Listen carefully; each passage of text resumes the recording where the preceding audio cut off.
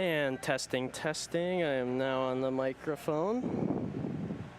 You guys should be able to hear me now.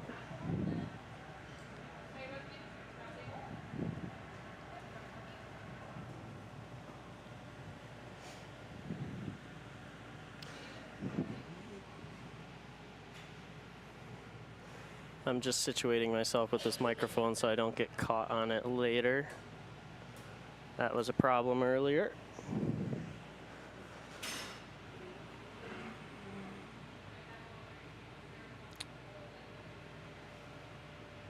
Alrighty.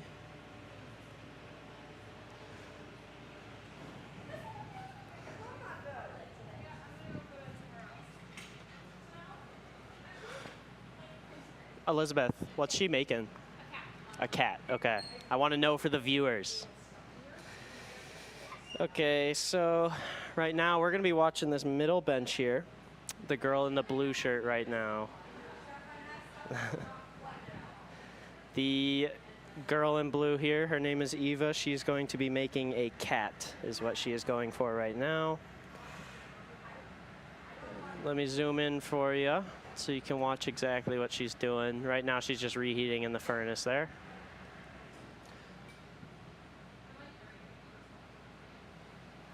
So you can kind of see, based on that color scheme there, how it kind of looks like crackled glass. She used recycled glass. I was walking her through the process of using recycled glass earlier today. So that's glass that came from other pieces that people didn't like, that broke, that kind of thing. So she's just heating it up right now. That's gonna be the body of her cat.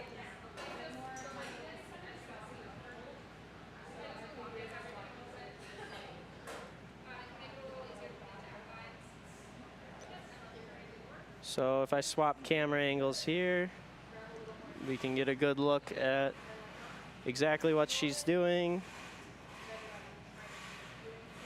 She is trying to put in the head of the cat, it looks like, using her jacks. Kind of putting in a neckline there.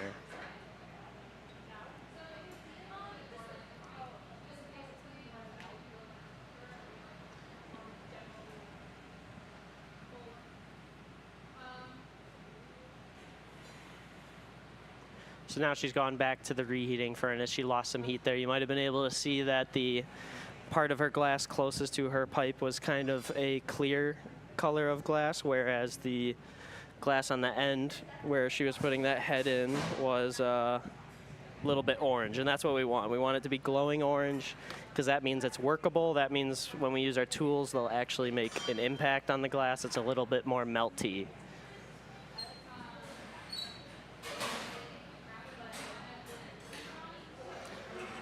Elizabeth there on the right in the gray shirt, the light gray shirt, is walking her through. The girl in the blue, Eva, is a beginner student in Lance's beginner class. And the girl in the right in the gray is a grad student who's actually graduating this semester. She has to defend her thesis next Monday, actually. But she's walking her through the process, trying to teach her how to make a cat because Eva saw one of her cats and wanted to learn to make that.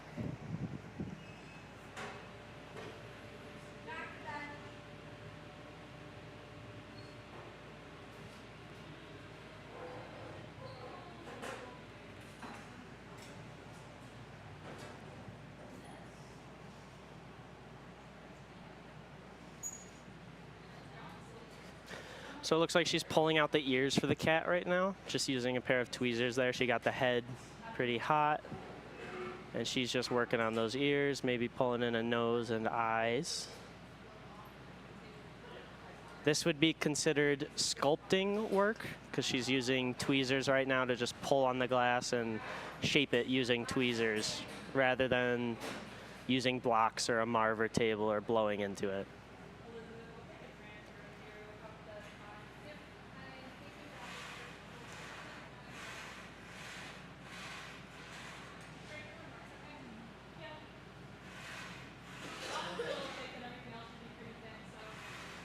About 50% of the time that you're glass blowing, you're actually going to be in the reheating furnace, which is where she is right now. if you've ever watched TV and watched glassblowing on TV, they probably cut that part out, but I'd say a good half of the time is spent just warming your glass up to temperatures that you can work with. From the instant you pull it out of that furnace and bring it back to the bench, it loses temperature very fast, and you only get about 30 seconds, and that's pushing it when you sit at that bench. And that depends on how hot you heat it as well.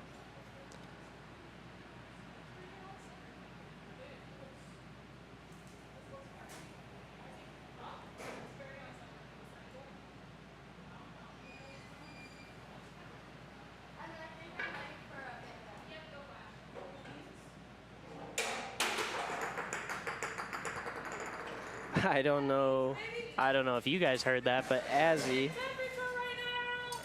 just dropped a piece on the floor. Can't see it anywhere. She has a big old vase she's trying to grab right now. Whoop. Probably just heard that too.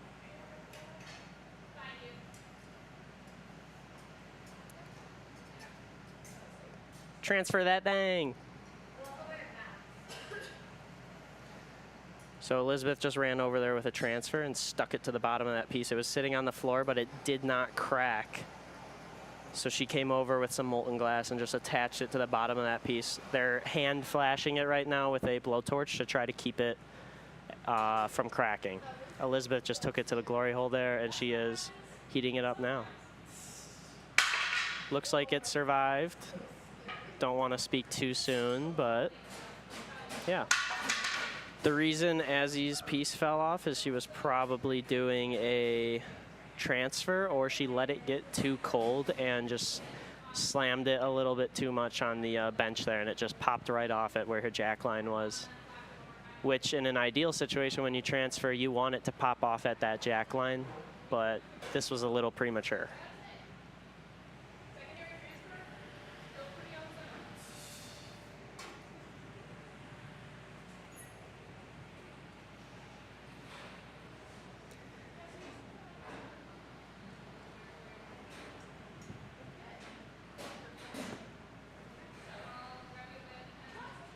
Switching back to Eva right now. She is working on that cat, if you can kind of see the face in there.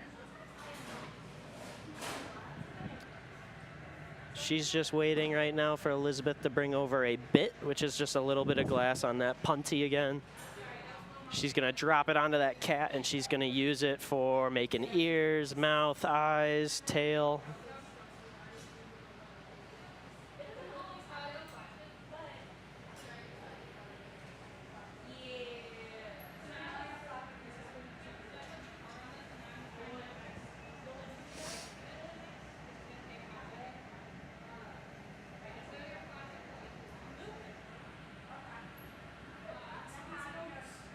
I was gonna do that earlier. Okay, Azzy just called me over to put some beeswax on her yolks, which is what they rested on when they're in the reheating furnace. All we use, we just have 2 steel ball bearings sitting in the yoke that you rest your punty and your blowpipe on while it's in the reheating furnace. And all we grease it with is just beeswax, which is the same stuff we grease all our tools with.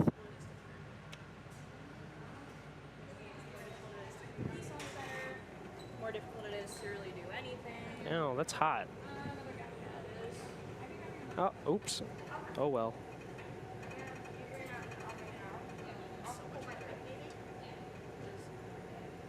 I'm burning my hand off right now.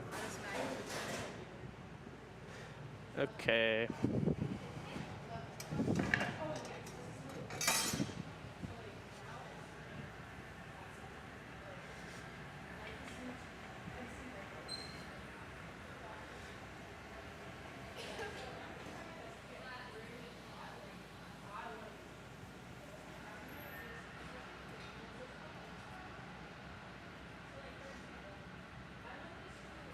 So that right there was Elizabeth dipping her glass into some color to pick up some color. Right there, sitting on that marver, is just some frit, which is more recycled glass there that they're using, and they mashed it up into those little shards you can kind of see.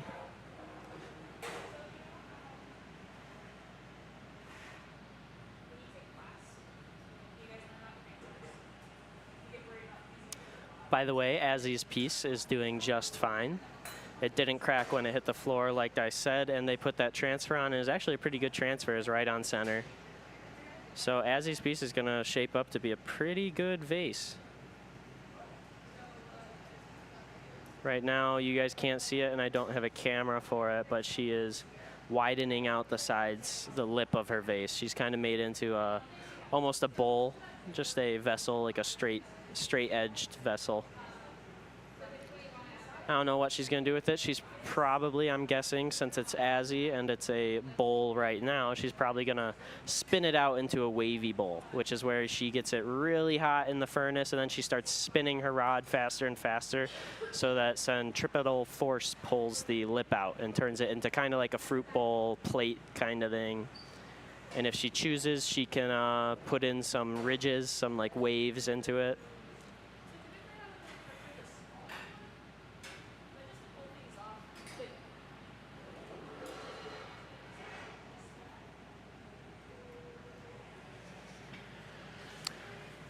Looks like Dad might have joined the stream.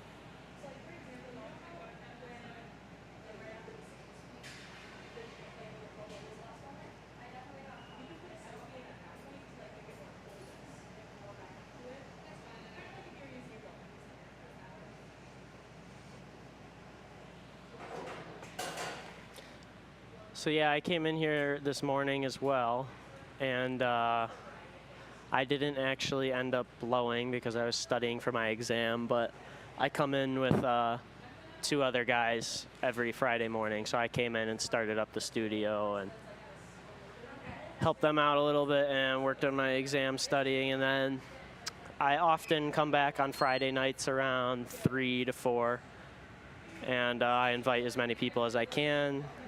Most of the people in this room are beginners, and I try to get the beginners in here as much as I can. These specific beginners are in the same class as Lance. So yeah, Azzy there on the right, in the bottom right corner. We blow together pretty often. She's been in the guild as long as I have. And then Elizabeth, like I said, is a grad student. Besides that, everyone's a beginner. This is their first semester, their 5th week of glass blowing. And I'd say it's going pretty well.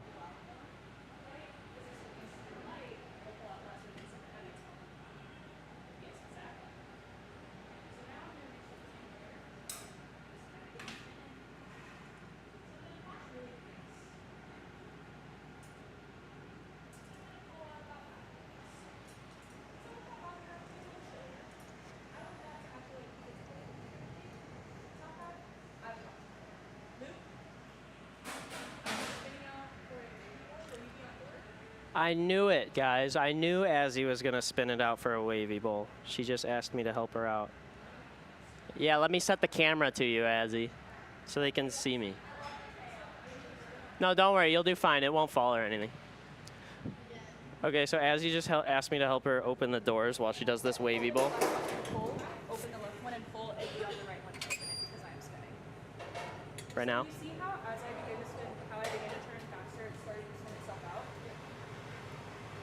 So I'm going to spin faster and faster. I'm going to want that really... So see how she's spinning faster and faster, and that's kind of pulled it into a plate. So now she's just going to swing it around a little bit. And then, yeah, she let it fall and give it some ridges, so it looks a little wonky right now, but that's on purpose.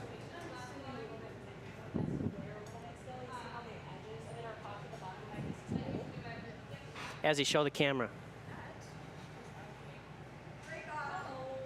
So that's her wavy bowl. Oh, wait, go down a little foot. Yeah, there you go. You can see it now. But, yeah, that's her wavy bowl. So I'm going to flash it to break it off now. I'm pretty happy with this shape. So Azzy is... So I'm going to keep flashing. So now we're just waiting. There's a little traffic jam at the break-off table, so we're waiting for them to get going, and then Azzy's gonna go over there and have a bowl.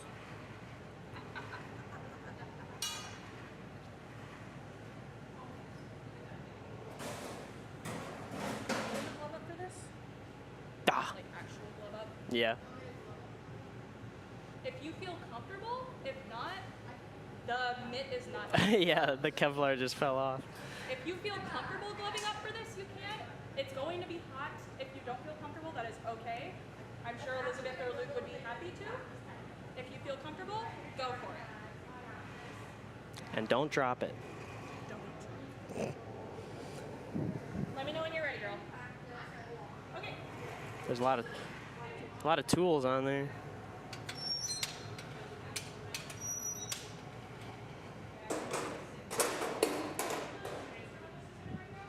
Oh, I got a camera angle for this. Hold on, guys.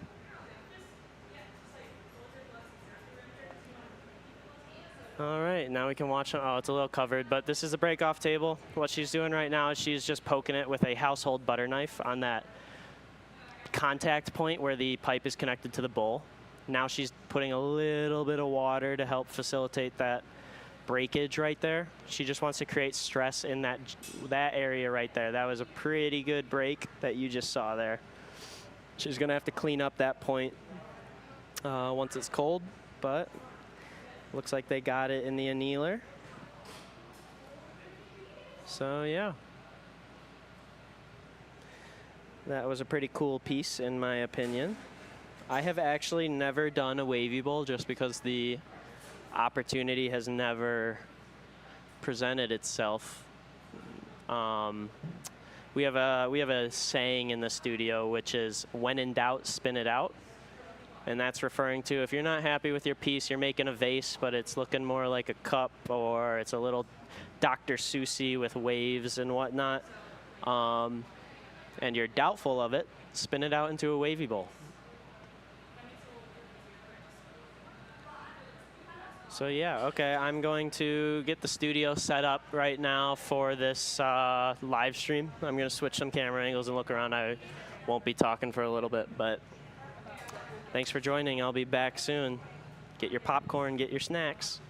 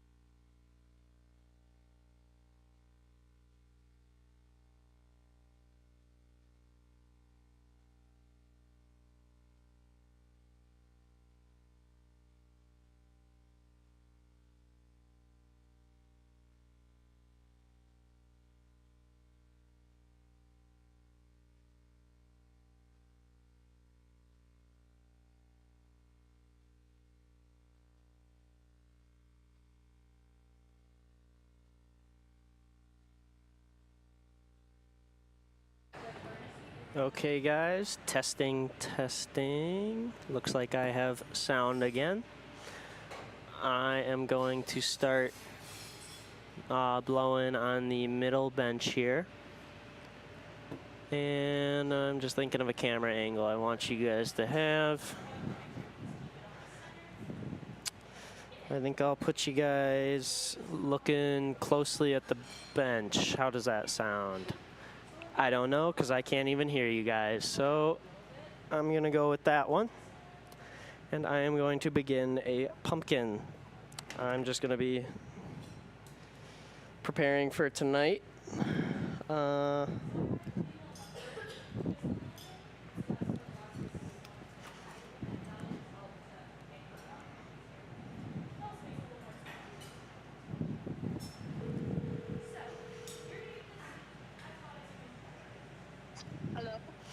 Hey, did you see my text to Dad? Yes. Pick 3 colors. Yeah. What colors would you guys like to see? And I'll practice with those. You're on the... I can hear I know.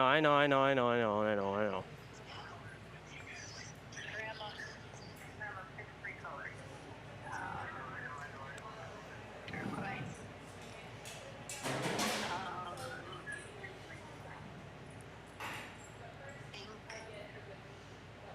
Pink. And purple. Turquoise, pink, and purple. Turquoise, pink, and purple. Okay, sounds good. I'll get those ready, and then does that camera angle, the current camera angle, you think that's the best? If that's the only camera angle you had for the whole pumpkin?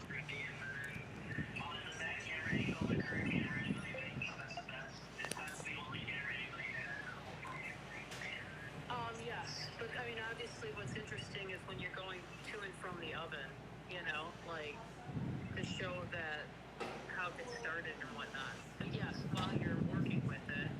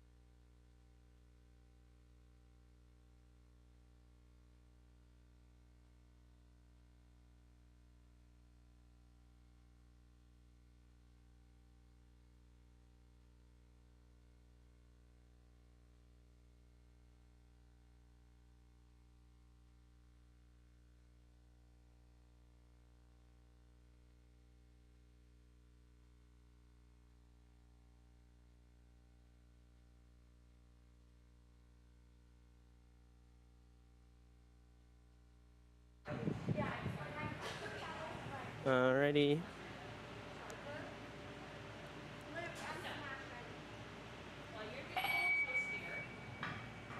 Okay, guys, just so you know, someone's about to start pounding a hammer, so it might get loud. I'll try to mute you guys, though.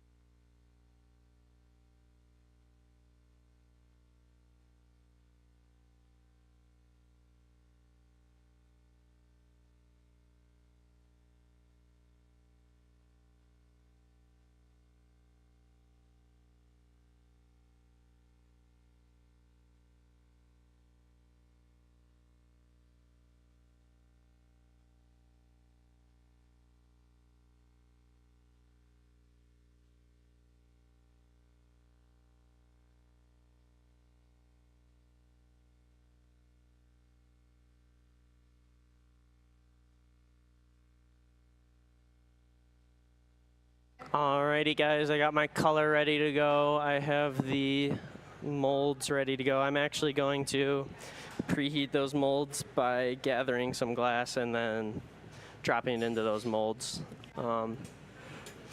which you guys will be able to see over my shoulder. I chose this camera angle because since I'm getting color, I'm going to be spending a little bit of time at this Marver. So once I'm done doing all that, I'll swap it to the close-up of the bench. So yeah, you guys can see me. Here's my pipe right here. Might be able to see me. I don't know where you guys are. But I'm just going to heat up those optic molds there right now.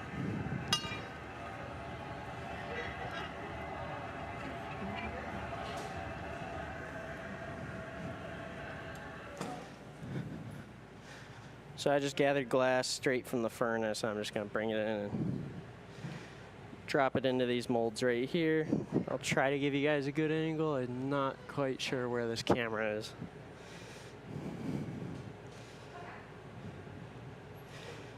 So I just have molten glass on the end of a solid pipe right now because I'm not blowing into this. I'm strictly using this just for preheating these, warming them up so that later my glass won't stick when it cools down really quickly. Instead, these will be a little warm and it'll prevent it from sticking to these molds.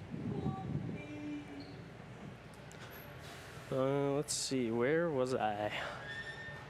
Yeah, so you guys should have been able to see that, I hope. And I'm gonna get rid of this pipe. Coming behind you.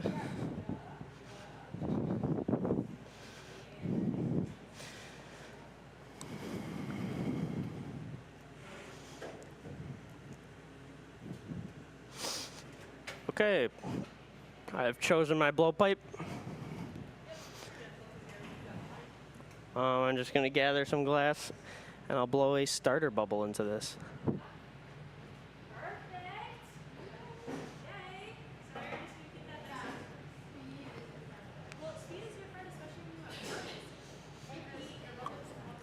Someone's actually at my glory hole right now. I don't know why they're there. It's my turn. But, yeah.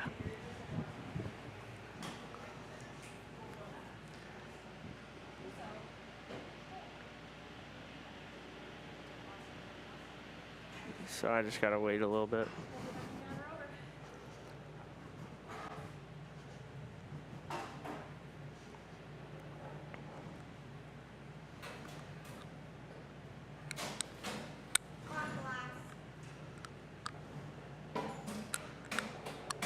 Am I good to use that one, Eva?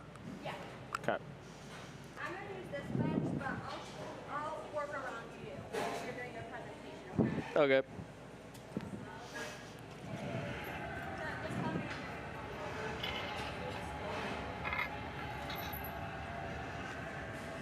All right, going to the Marver.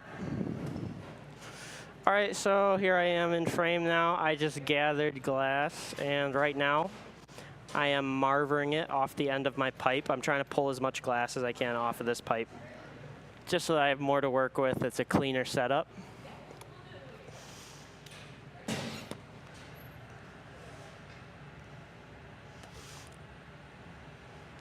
Now I'm blowing my bubble into this, a starter bubble.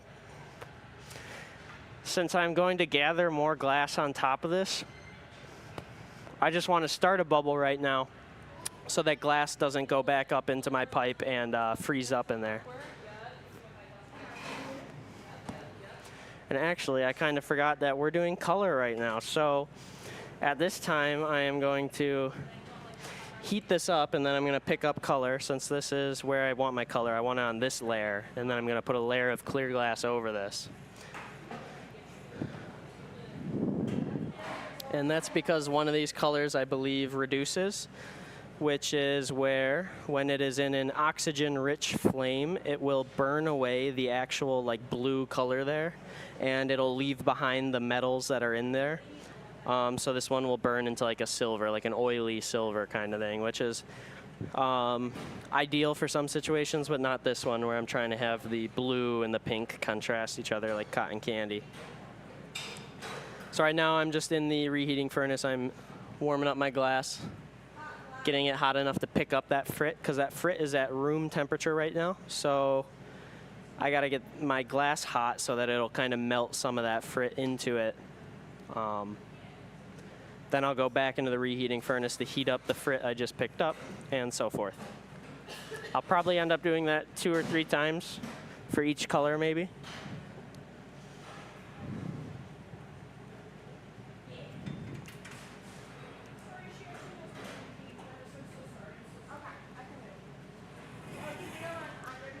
So I'm gonna pick up some blue here, and then I'm gonna quickly pick up some pink as well. And I'm just gonna tap it and try to get the loose pieces off so that they don't fall into our reheating furnaces, which is just a pain to clean out glass from these things.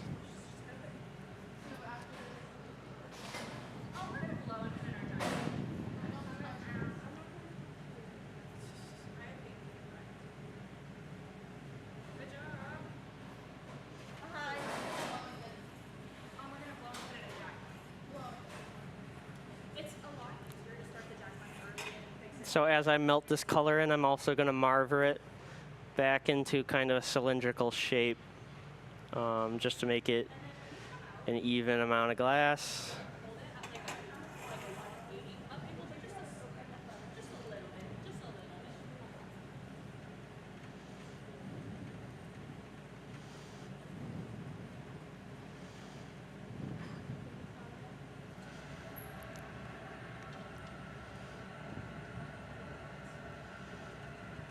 And then I have just now decided that I am going to put a spiral into this piece. I'm going to spiral these 2 colors around each other. And I'm going to do that all by using the marver, which is in frame right now. I'm going to get this real hot so that it's flowing like honey. And then I'm just going to twist it on the marver and let it pull the glass into a corkscrew.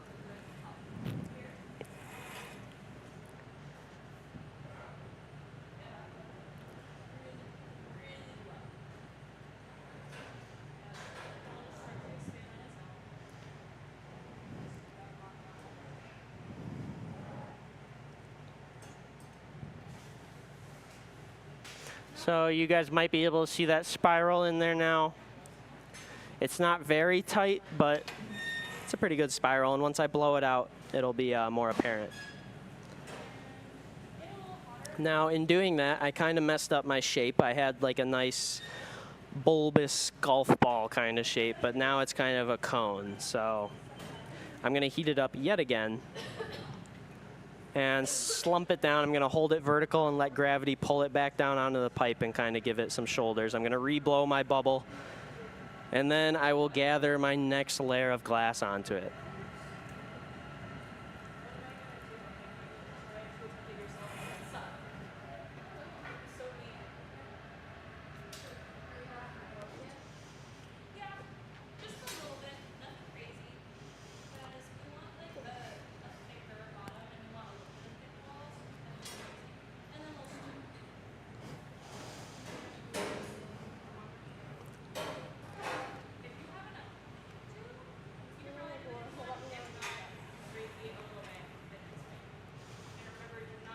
I'm just going to flash. You can stay there. I'll go under you. And then I'm just going to let this cool so you got a little bit of time. All right, guys, I'm going to switch your angle and give you the close-up of the bench.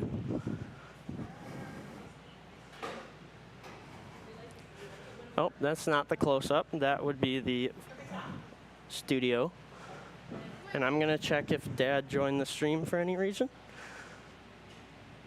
And he did not. Cool. So you guys are right about here. You can see the blue kind of looks like that greenish color here, turquoise, so there's a little bit of green in there. And then the pink, and it's all a nice spiral. I hope it'll turn out pretty.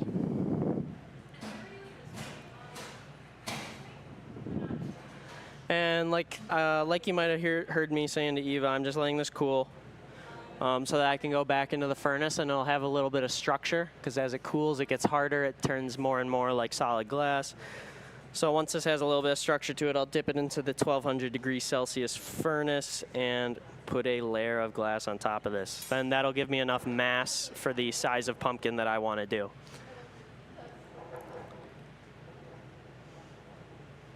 Go into the furnace.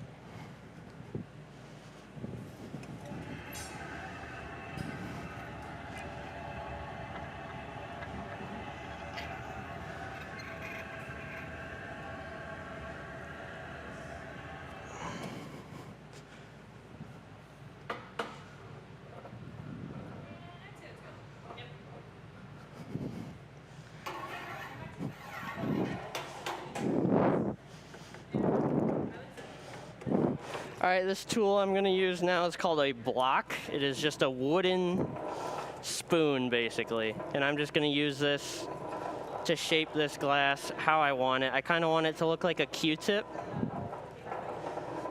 just because that's the shape we generally go with when we're going to use an optic mold.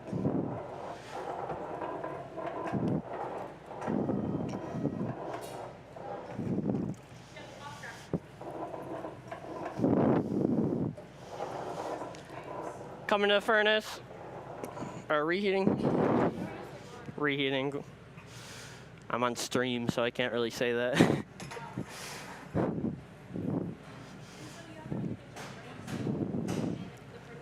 So now I'm reheating my piece. Those blocks steal a lot of heat off of this piece. That's also kind of their purpose.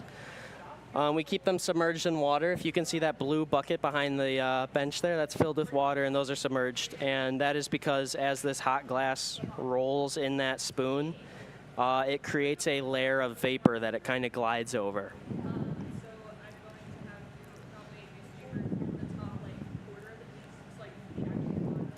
So I'm going to get this thing pretty hot, and then I'm going to swing it, which is exactly what it sounds like. I'm going to swing this down to my feet, kind of, just back and forth, and that's going to pull the sides out a little thinner, because at this point, I can't fit into my optic mold quite right.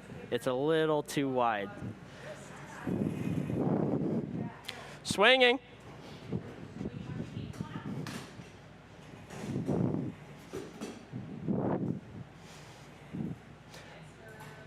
All right, heating for optic mold. Thank you very much.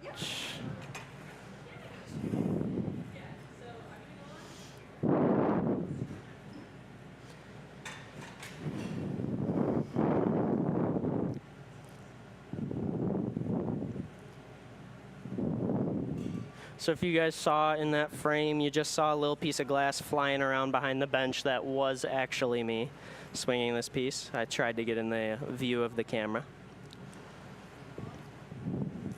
For this next part, I'm going to be blowing. It's also not in the current camera frame, so you guys won't be able to see it, but I'm going to be blowing into the optic mold to give it this pumpkin ridges. So you won't be able to hear me talk because I'll be busy blowing.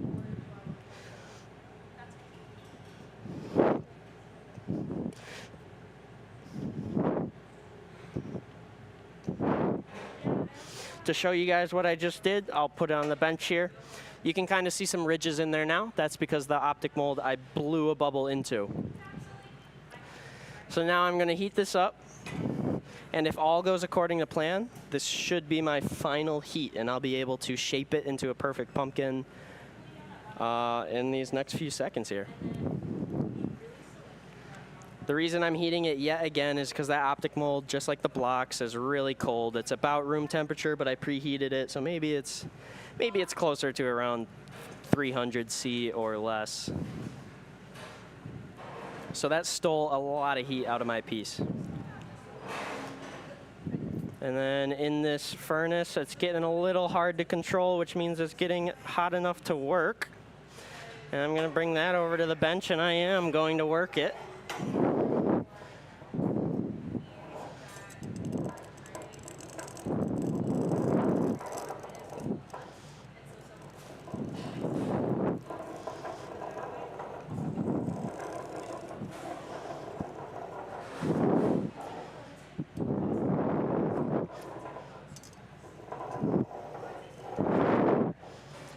Could I get a babysitter soon? Keenan, can you babysit soon? All right, guys, and I was able to do it. Some of you might not have believed in me. I appreciate the ones who did, but I did do this pumpkin all in one move. You can kind of see right now how that swirl turned out. It's kind of half green, half pink over here. And it's got a nice little pumpkin shape. The top is not perfectly even, but neither are real pumpkins, so in my book, this is perfect. Now, I don't want to say that too early. We have a little superstition in the studio that if you compliment a piece, just flashing, if you compliment a piece before it's actually in the annealer, you have cursed it, and it will probably end up on the floor. But I believe in this piece. This is a beautiful little pumpkin. Skylar, could you get on the camera, please? Skylar just walked into the studio, and there's a Post-it note on there. No, on the white thing, on the black. Yeah, there's a Post-it note on it that explains what each camera is. Do the one that says break-off table or cut-off table. Yeah, that one, okay. So you guys are now over here with me. Using a butter knife, I just put some stress points into the pumpkin where I put that neckline in with the jacks, and that caused enough stress where I just tapped it with that butter knife, and that caused it to break free from the pipe, and that was a pretty good break. My friend Keenan over there is babysitting it with a blowtorch, which is just every 10 seconds or so he's going to hit the top of that thing to keep the temperature smooth, warm, not cracking, while I make myself a stem. The request was purple, so that's what we'll do.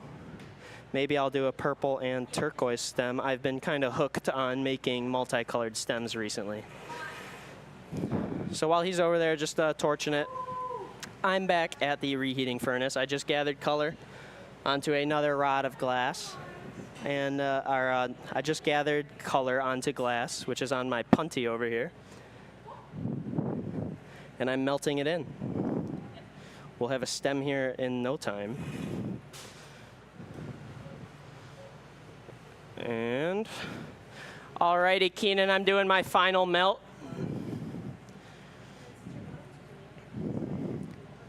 As you just heard me yell, I am doing my final melt, and then I'm going to make my way to the break-off table, where I'm going to put this into another optic mold to give it kind of a vein structure, like a stem structure, and then I'm going to attach it to the top of that pumpkin, just plop it right on there. All right, coming over in 5. And here I go. Wish me luck, everyone. Stick it into an optic mold right now. Swinging. Swing it out a little bit. It's looking good so far. Don't speak too soon, though. Plop it right on there, just like that. Let it sit for a little bit to melt in. As I pull up, I'm going to twist it a little bit to give it a pumpkin stem twist, which is especially important in a multicolored stem like this one. I'm going to take a pair of tweezers, and I'm going to twist this stem around these tweezers to give it a little curly cue. A little curly stem. Whoop! Almost lost it off the edge of the table there. See, this is what we're talking about with superstition, guys. All you guys said it looks amazing, and now it almost goes off the table. I'm going to cut it with a pair of diamond shears and just tap the stem off. I'm going to torch it real quick. Skylar, could you switch it to the annealer? And right now what I'm doing is fire polishing it. This one reduces, so I'm going to try to reduce it a little bit. As I just told Keenan, this color is a little special in that it reduces. So like I was saying earlier, it'll burn down to the metal alloy. And I'm using that to my advantage right now. It's going to be like gold near the pumpkin, silver, and then purple at the end. And that'll look pretty cool, I think, I hope. Since Grandma chose these colors, it may or may not be the perfect gift for her. Only if she loves it, of course. And you guys should be over here. Here's a look at my pumpkin before it goes into the annealing ovens over here. Thank you very much, Keenan. That was a very good pumpkin. I feel warmed up and ready. Now that Over there is the annealers. They sit at around 518 degrees Celsius, which is just above the point where glass turns solid. So what that's going to do is going to let it equalize the temperature from the inside to the outside of the pumpkin and from the top to the bottom of the pumpkin. When we decide to shut those down, over the course of 24 to 28 hours, it'll slowly bring it down to room temperature, stopping every 100 degrees or so and sitting for a couple hours and bring it down to room temperature where we can take it out of there and we can set it down on a countertop and it won't shatter. But if we were to leave it out right now, it would create stress from the gradient of heat being too hot on the inside, too cold on the outside, and it would crack and explode. So I'm pretty happy with that pumpkin, and I liked the colors. Good choice, Grandma, gotta say. Thank you very much. I am going to take a breather. Skylar just arrived, so we're gonna talk about the cameras here, and yeah, thank you very much. I'll keep the cameras on and all that. I'll just not be on the microphone.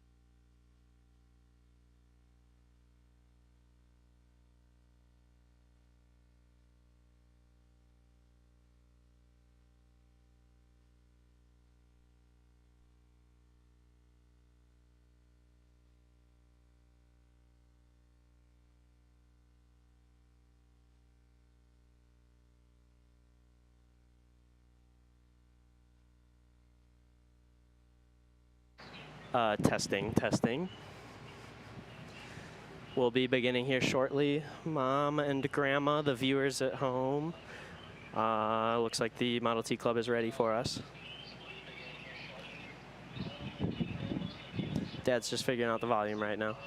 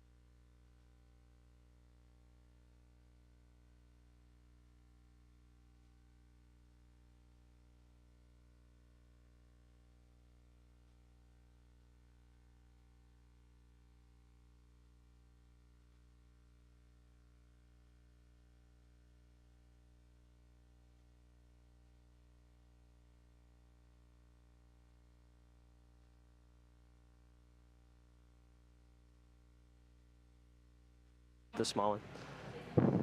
All right, hey everybody. Live from Iowa State. It's a little bit delayed, but here we are.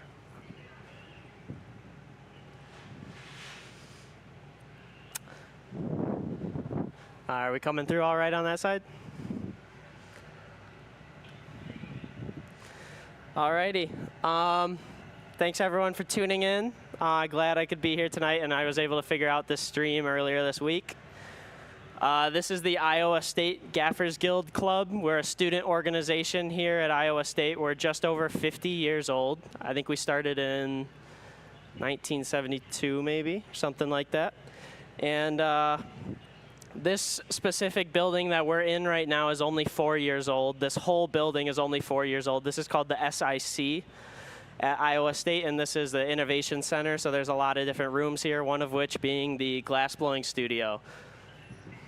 I'll start off with a little tour of the studio. So right here to my left, this would be called a bench. These are the benches which we'll sit at and work with our various tools.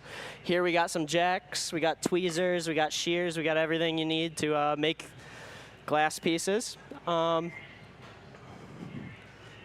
you turn the volume down on the phone?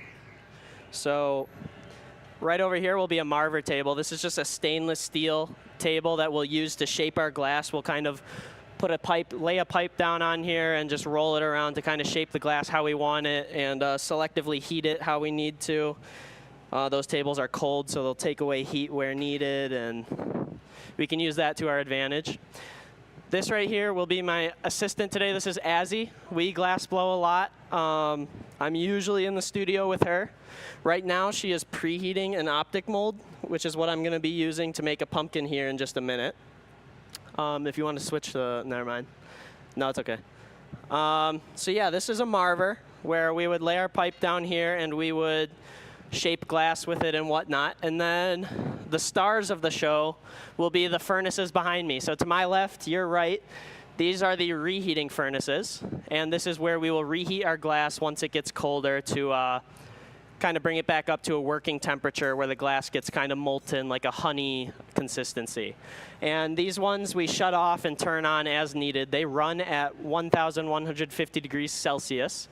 And this furnace to my right here, this is the gathering furnace where we have 400 pounds of molten glass sitting out there, and that runs at 1,200 degrees C, which is around 22 to 2,300 degrees Fahrenheit, if I'm correct. This furnace has been running constantly, 24 hours a day, 7 days a week, 52 weeks a year for 4 years. So this is constantly running, and if it ever turns off, we have some trouble on our hands because the 400 pounds of glass in there is going to cool. And we don't want that. So that being said, this studio in all, the space as well as the equipment comes together at $10 million. For this whole space. So this is a very amazing space, one of the best in the Midwest, considered by most the best location for blowing glass in the Midwest. And I pay $120 a semester to blow here. If you compare that to private glass blowing, it'll run you about $60 to $90 an hour at a private studio. So I get it pretty cheap here. And I'm allowed to come in here whenever I want and use as much clear glass as I want without paying anything more than that one-time semester fee.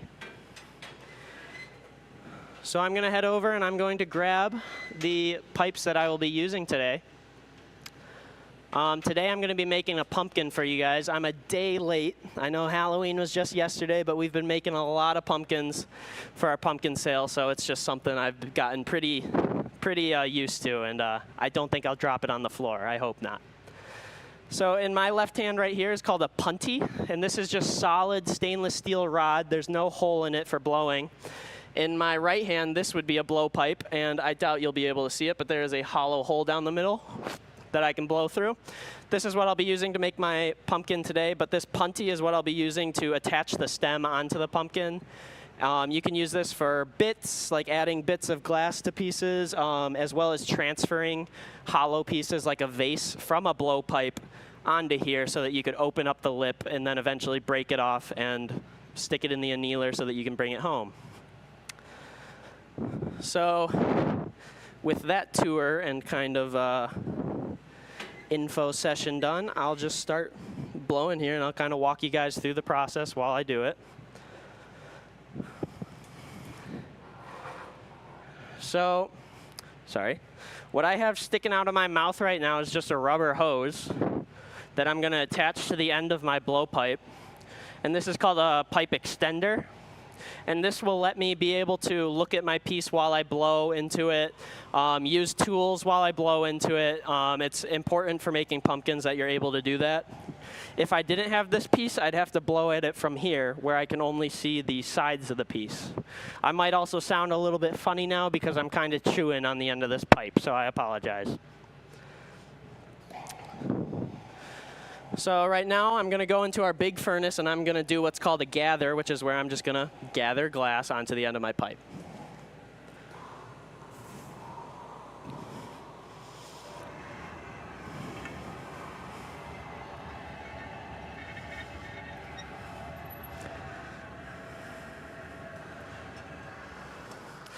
So I've gotten a little bit of glass on here. Skylar, switch to the Marver camera. And I'm going to lay it down on this Marver table just on the corner, and I'm going to roll it around, and this is going to pull glass off of the blowpipe and bring it out in front where I'm able to work with it more. So now that I do that, I'm going to blow a tiny little bubble into here. And this isn't so much for looks as it is for function. This is to keep glass from flowing back into the pipe and freezing up on the cold stainless steel. And so next time I go to gather over it, it won't push it in there, and that won't be an issue, and I won't be able to blow. So this will help me out. Now, at this time, I am going to also apply color to my piece here. So I'm going to heat it up in the furnace and get it kind of flowy, because now that I've been sitting out in the air for long enough, the glass has started to cool down. It's getting a little harder, less like honey and closer to solid glass, and it won't be able to pick up color because it's not hot enough. This color is in frit form, which is kind of just mashed up colored glass. And I need my glass to be hot enough to pick it up. It's just sitting at room temperature right now, so. By request of my grandfather, we will be making an orange and red pumpkin with a green stem today. Happy birthday to my grandpa, by the way. I hope you all wished him one. And once I heat up this glass, I'll just dip it in there and pick up some color. And then I'm going to put a spiral into it. That's the plan today.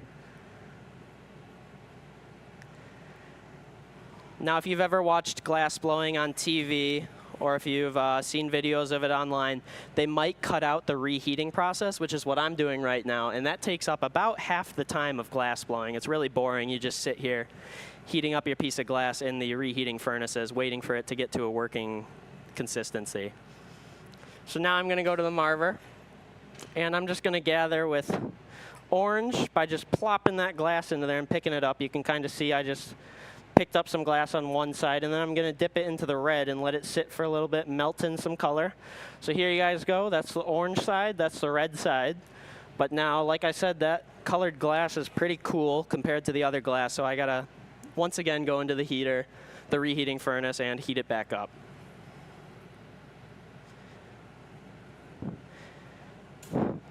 And you guys might have been able to tell in the video that that glass, when I dipped it into that color, was kind of glowing orange. And that's the main way to tell how your glass is, how hot your glass is and how it's behaving, if you're able to work it or not.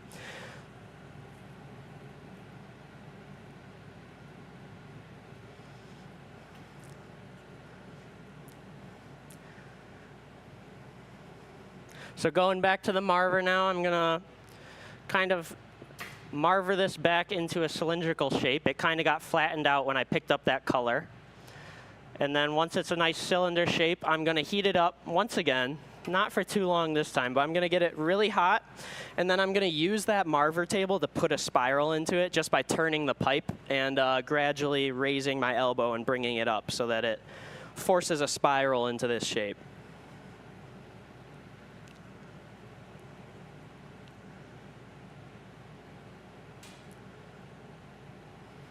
If you guys have any questions at any time, feel free to raise your hand or shout them out to my dad, and he'll ask Skylar on the phone there. Skylar, my girlfriend, is working the cameras today, so a big round of applause for her. Thank you very much. And now that this glass is hot enough, I'm going to bring it out to this marver, and I'm going to put that spiral in.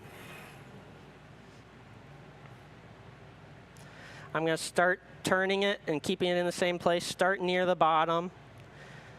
And then I'm going to gradually raise this pipe into the air, and it's going to work that spiral down to the bottom of this glass here. You guys might be able to see it in that camera, but I kind of put a spiral into there. And at the same time, I cooled it down. So once again, I'm going to heat it up a little bit. Now my bubble has kind of traveled back into my blowpipe, so I'm going to reinforce that. And then I'll be ready for my second gather soon.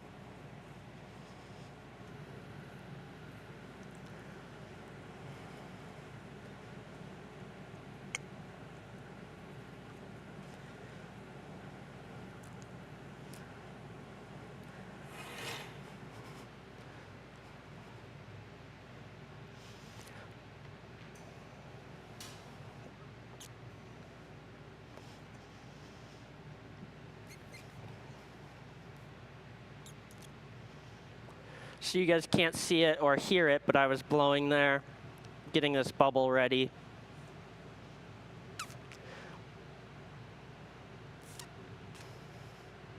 And I'm marvering there to cool down the sides to kind of force my bubble to go out rather than, like out the top rather than in all directions right there, because my bottom was a little thicker than my sides. So at this point, I'm going to go for my second gather, but first I'm going to let this actually cool down so that the glass on my pipe will have enough structure. It'll be a little harder, and it'll have enough structure when I go into the furnace that this bubble won't cave in. It'll be cool enough where I can gather glass over it for a long enough period of time, and then I can bring it out, and this bubble won't collapse or anything.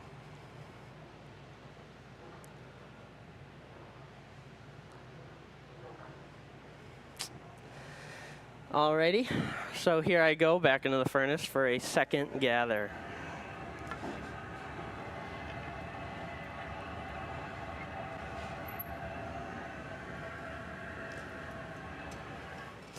So coming out of the furnace, I will go to the marver, and I'm going to try to once again pull glass off of the pipe so that I can use it. And then I'm going to head over to the bench where I'm going to use a tool called a block, which is basically a wooden spoon.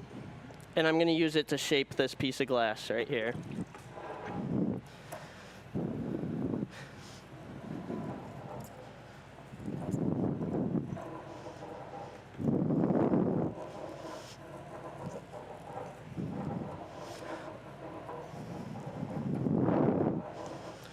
So at the same time, I'm blowing there, so I'm not able to speak as much. But that is called a block, like I said, and that is just cherry tree wood submerged in water. And we use it to kind of shape it into this nice Q-tip shape here. The reason we use cherry wood is it is good at absorbing water, and that's what we want. We want the water in that wood to be evaporating and turning into steam, and that creates a layer of steam that this glass will glide on in those blocks. It's not actually burning away the blocks, ideally. It's just a layer of vapor that it travels on.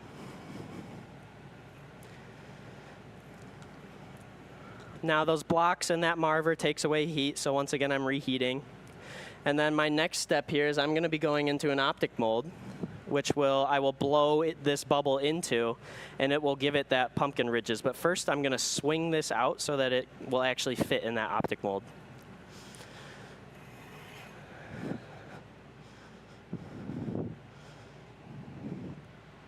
There we go. So I've kind of elongated my piece and made it so that it's going to fit into that optic mold. So now I'm just heating it up hotter than I've had it so far, because those optic molds are a big hunk of metal, very cold. They're going to steal a lot of heat from this piece.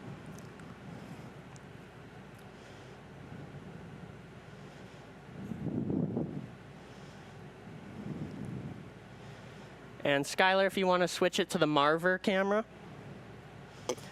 And you guys should get a good shot over my shoulder going into this optic mold right now.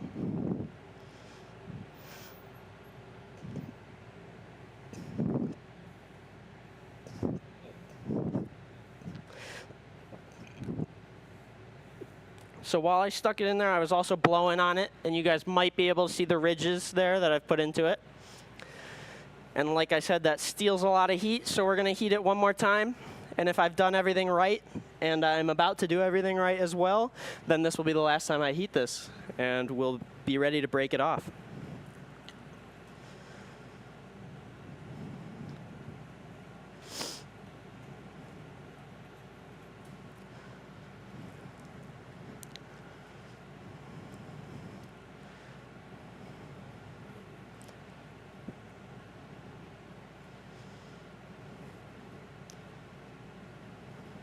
Alrighty, I'm going to head to the bench in about 5 seconds.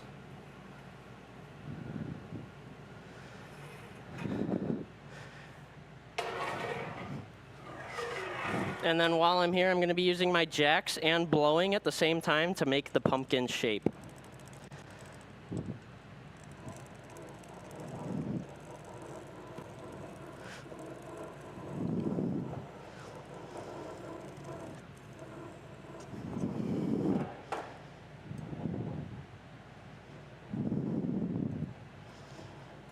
Now I'm going to put the bottom into this pumpkin. It's a little thin, so I got to be delicate with it.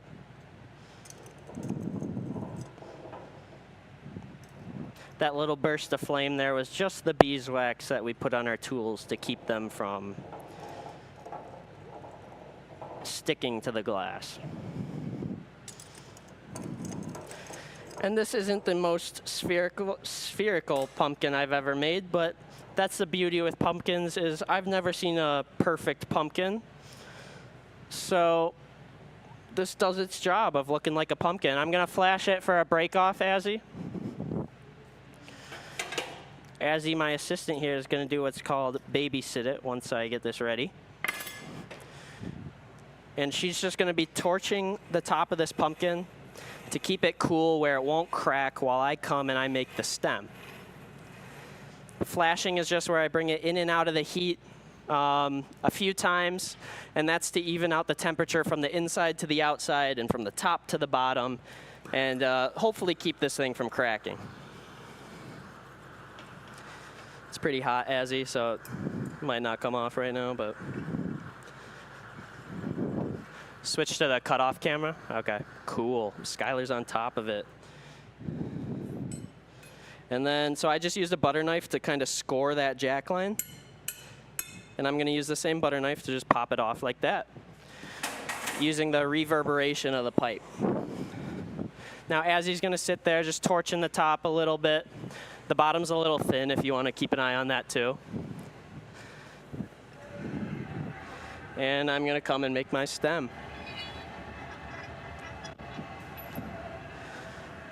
So like I mentioned earlier, I'm grabbing a bit right now, and I'm just gathering on a punty. And then I'm going to dip it straight into the green color. Heat it up a little bit. Bring it over to Azzy, put a stem on it, and call it a day.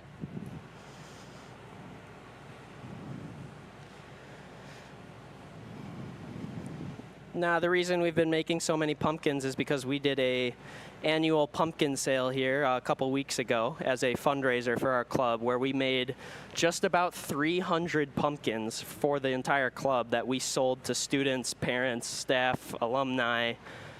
And it went really good, and we sold out in less than 2 hours, and we were supposed to be there for about 4 or 5 hours.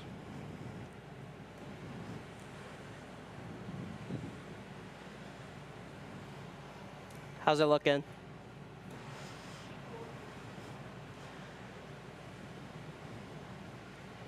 So now I actually used 2 different colors of green here. One is sparkly, and one does what's called reducing, which is where in an oxygen-rich flame, it will burn away the color down to the metal that is used to make that color. So the rest of the part of the color will kind of burn away. Alrighty, here I go, attaching my stem. If you want to switch to the cutoff table, I'm going to smush a stem down on top of here, let it sit for a little bit, and then bring it up, and at the same time, add a twist into it. Give it a nice pumpkin stem, and I'm going to add some curls in using a dowel here. And lay that right on top. Cut off my stem, and then fire polish the part that I just cut off, because that part will get cooled down by the process of cutting it. And then I'm going to reduce that color, like I said, where I want it. This is where the artist speaks through their work. I'm just going to reduce it at the part near to the pumpkin, and it'll kind of be a gradient where the bottom is gold, the middle is silver, and then the top is purple. And if you want to show that off, I think the camera is here, Azzy. That would be the pumpkin we just made. So yeah. Now we're going to stick that into the annealer, and the annealers are kind of like reverse refrigerators. They sit at 518 degrees Celsius, which is just above glass's like solidification point. And that keeps the outside from getting too cold while the inside stays warm. And they will gradually come down to room temperature once we shut that off. It'll, over the period of 24 to 28 hours, it'll drop it down by about 100 degrees at a time, sit there for a little bit, and then eventually get down to room temperature where we can take it out. If we didn't do that, it would cause stress, internal stresses in the glass, and at some point it would explode if we just set it down on a counter and waited. So yeah, that there was a pumpkin. I hope I didn't take too much of your time, and I hope it was enjoyable. If you guys have any questions, ask my dad, and they'll get over to me. But thank you very much for joining in and having me.